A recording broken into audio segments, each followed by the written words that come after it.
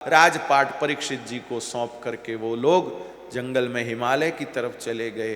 परीक्षित जी के द्वारा एक दिन घटना ऐसी घट गई, नदी किनारे एक भयानक आकृति का व्यक्ति गाय और बैल पर प्रहार कर रहा। वहां परीक्षित जी ने उसे टोका। उसने कहा, मैं कली हूं, मुझे आने का अवसर मिला है, लेकिन आपके कारण मैं अपने कार्य को न कर पा रहा। तब भैया परीक्षित जी ने कहा, तुम कर भी नहीं सकोगे। तो कलयुग ने परीक्षित जी की शरण ली, मुझे स्थान दे दीजिए। परीक्षित जी ने कहा, जा झूठ बोलते हैं, व्यसन होता है, व्यभिचार होता है, वहां सब तुम रहो।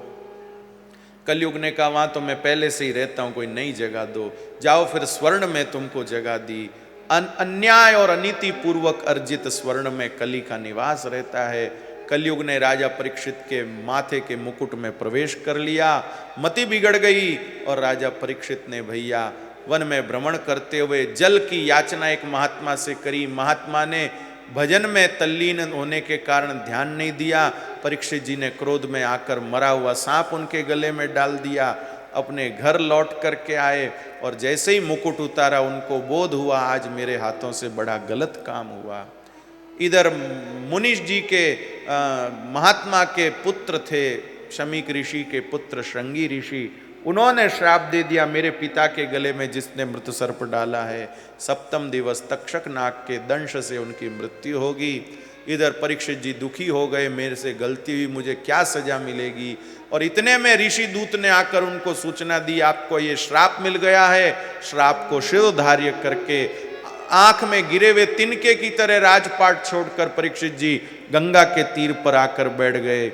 और यहाँ गंगा के किनारे पर भैया महात्माओं का हुजूम उमड़ पड़ा, जमावड़ा हो गया। महात्मा बोले, जब तक आप हो हम कहीं नहीं जाएंगे। लेकिन राजा परीक्षित कहें कि कोई ऐसा महात्मा आए जो मेरे मन को निर्भय कर दे और मुझे भगवान से जोड़ दे। और उसी समय श्री सुखदेव जी महाराज का आगमन हुआ। सारी सभा सुखदेव जी के स्वागत में खड़ी हो गई। परीक्षित जी ने दंडवत प्रणाम किया। सुखदेव जी ने कहा, क्या बात है राजन, क्यों दुखी हो। राजा परीक्षित ने सुनाई अपनी व्यथा, सुखदेव जी ने कर दी कथा। और भैया परीक्षित जी ने सुखदेव जी के चरणों में प्रश्न रखा, अत पृच्छामि संसिद्धि योगिना परमं गुरुम पुरुषस्य यत् कार्यम म्रियमाणस्य सर्वथा। और श्री सुखदेव जी उत्तर देते हैं, राजा ने पूछा, जिसकी मृत्यु माथे पर आई है उसको क्या करना चाहिए। और सुखदेव जी कहते हैं, एतावान सांख्य योगाभ्याम सर्वधर्म परिनिष्ठया जन्म लाभ परम पुंसाम अन्ते नारायण स्मृति। जिसकी मृत्यु माथे पर आई है उसको ऐसा जीवन बना लेना चाहिए। मृत्यु तो सबके ही माथे पर है भैया, किसके कदमों में है भैया। ऐसा जीवन बना लो कि अंतिम समय में भगवान का स्मरण हो जाए।